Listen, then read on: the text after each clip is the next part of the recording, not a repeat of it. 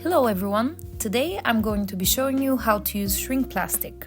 This is a very versatile medium that you can use for anything from fridge magnets to pins and, in our case, keychains.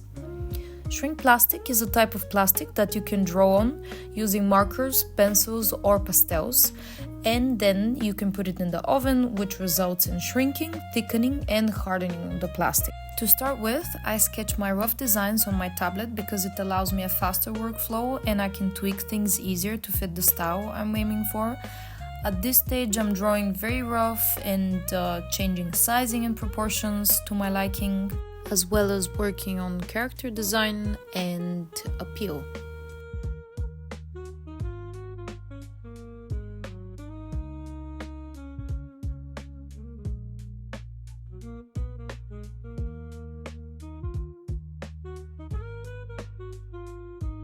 I ended up sketching out 4 characters: a cute duck dressed up as a strawberry, a great white shark, a mouse, and a leopard gecko. To make the keychains more interesting, I added fun hanging details, which in this case are the animals' meals.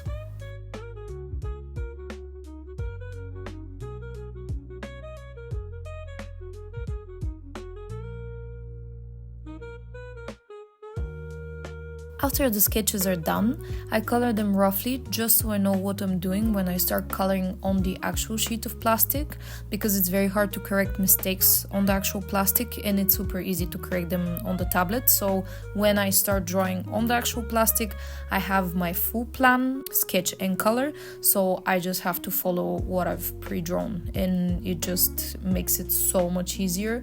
You don't have to think about it, you just kind of have fun with the coloring process.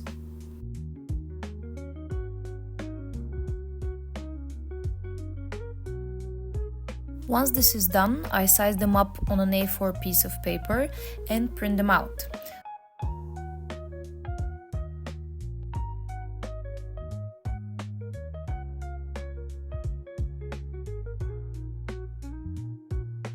For sizing, I usually aim to make them a bit bigger than my palm, as the plastic shrinks up to 50% of its original size.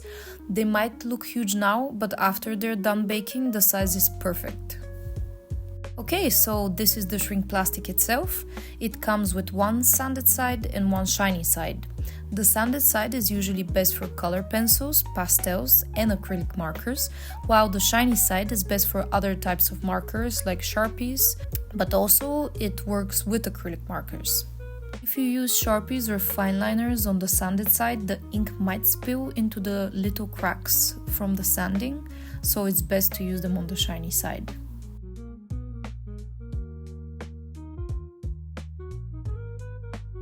Every time I've used shrink plastic, I have sanded both sides with fine grit sandpaper, just so I can use pencils on both sides, as this is my preferred method, but you can definitely leave one side shiny just to see what kind of results it produces. Something really important that majorly messed up my first try with shrink plastic is that I use color pencils first, and then on top of them I used acrylic markers. When I put them to bake, the acrylic markers lifted from the color pencils and fell off, which was absolutely devastating. And of course, this was my fault, because instead of trying to do one keychain, I ended up making 10 with the same technique. So after that, I spent a good few hours fixing all of the messed up areas, which was super hard.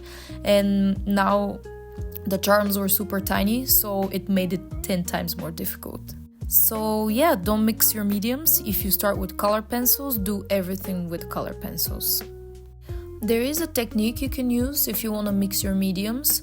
So what you have to do is you have to draw on both sides of the shrink plastic. So for example, the outlines you do with markers on the shiny side, and then the coloring, you take your color pencils and you draw it on the sanded side.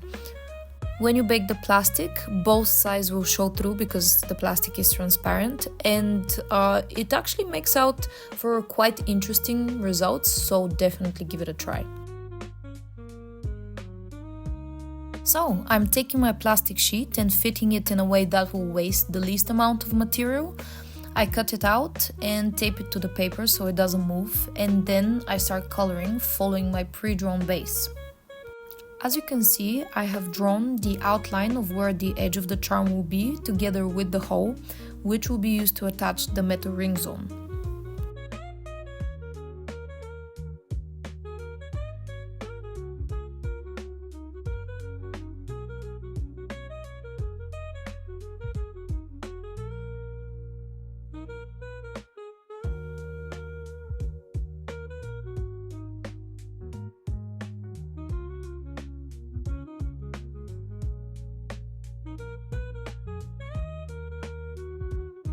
Because color pencils can smudge, I left the white of the duck to be drawn on the other side of the plastic, so when it's baked, the white will come through and create the same effect of density and color vibrancy as if I was to draw it on the other side.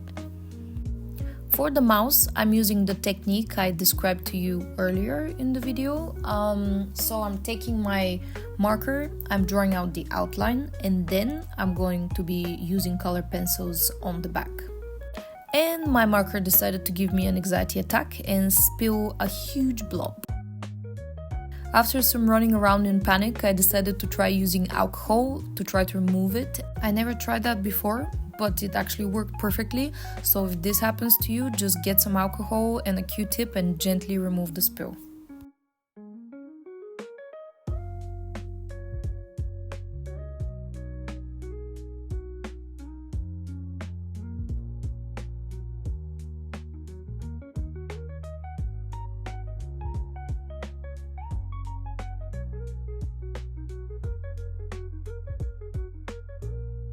For the shark, I'm only using my color pencils and drawing only on one side of the paper.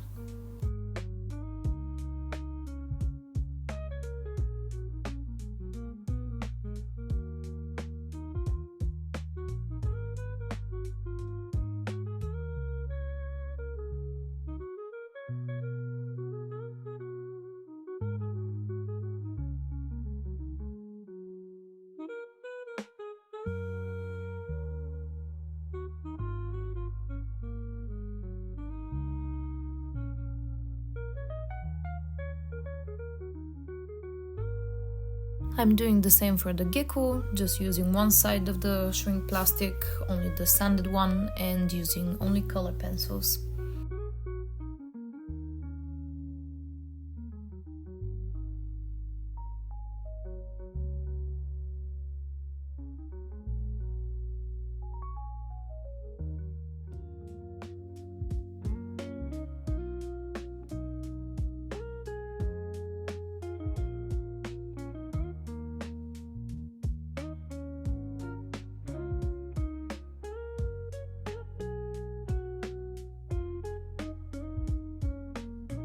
After we're done with the coloring and outlining, we're ready to move on to cutting out our shapes.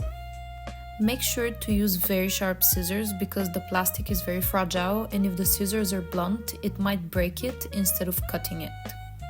The scissors I usually use turn out not to be sharp enough, so I got my hair scissors, which are super sharp, but they have super tiny holes for the fingers and it makes the whole cutting process very painful.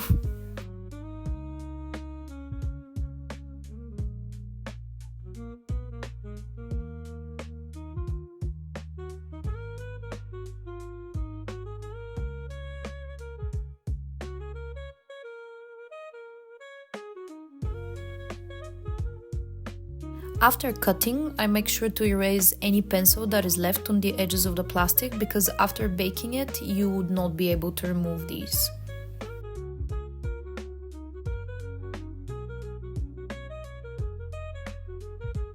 For the baking, I use regular metal tray and baking paper.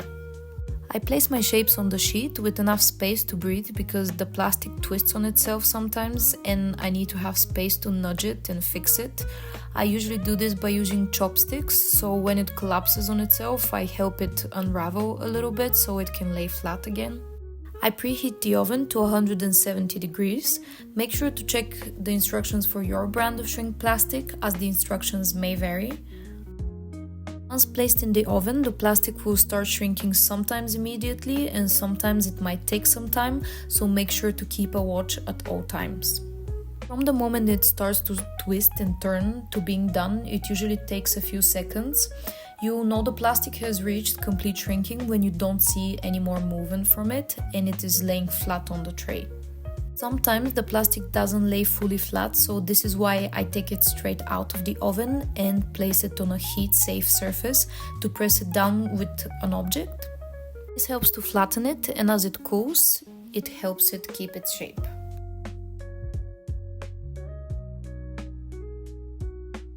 Okay, so this is the result from the baking. Just look at how much they've shrunk.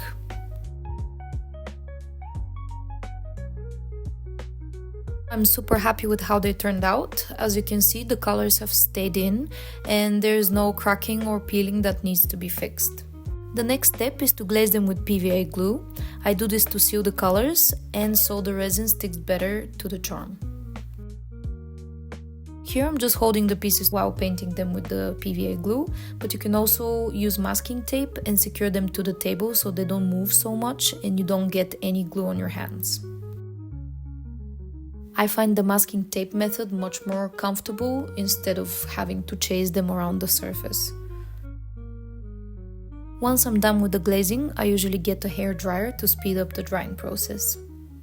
The pieces are nice and dry to the touch, it's time to paint the backs white so the charms look more neat. I use regular acrylic paint and a sponge to do this because in the past I have tried with a brush and it leaves annoying brush marks and uneven color.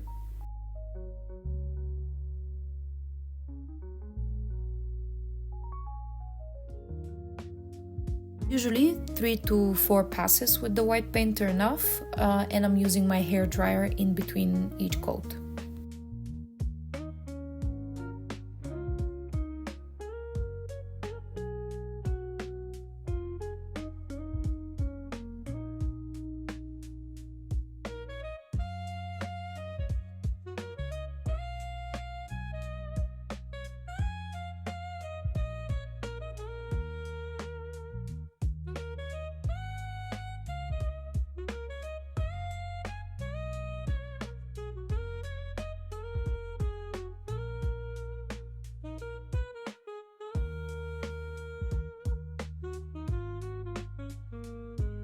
Once your pieces are done, I grab my gloves and my resin. It's very important to handle resin with caution because resin is toxic. You must use gloves and a protective face mask when handling it. For spreading the resin, I usually use a toothpick or a sharp dental tool. This helps me create a doming effect, which thickens the piece and makes it a lot more durable. This is the UV lamp I'm using. It's a super cheap one that you can find anywhere on Amazon or any other site similar to that. So, I tape my pieces to the surface and then pour in some of the resin in the middle of the charm. I put just enough so it doesn't spill out of the edges. You have to test it to see how much is too much, but I would advise to start with a small blob and then add more if you need to. I spread it slowly to the edges using the sharp tool so it grabs onto the edge and it stays there. If you see any bubbles, you can grab yourself a lighter and quickly go over the surface to get rid of them. Once all my pieces are covered, I get my UV lamp and I place it on top of them. I set my timer for 4 minutes because this is what my instructions are for the resin to fully cure. Make sure to check the instructions on your resin because the curing times may vary between brands. Okay, so here are the cured pieces. I'm not super happy with the resin I'm using, so I would advise you research some other brands and test them out. Even when I cured for the set time, it kinda gets dough super easy and it loses its initial shine and it does scratch easier than I would have hoped for. Okay, so for the final step, I grab my 2 pliers and my assortment of colorful metal rings and I start assembling my pieces.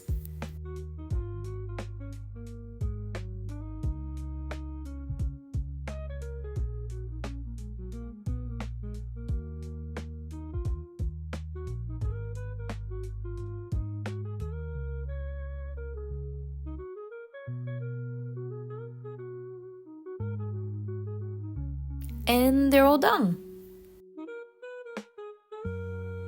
This is how they turned out. I'm very happy with the shark. The mouse is cute, but I messed up the cheese. I tried to remove a speck with some acetone and it left a weird mark that I thought the resin would go over and mask, but it didn't, so I was left with this. So don't use acetone on your charms. The gecko is my favorite. He just looks so derpy and the colors stayed super vibrant. I also loved how the duck turned out, but while curing, the resin made some weird reaction and some bubbles appeared that weren't there before. But it is at the back, so I'm kind of okay with it. So yeah, that's all for shrink plastic. Let me know in the comments if you have any questions or if you have suggestions on what you want me to do in my next video. Thanks for watching, bye!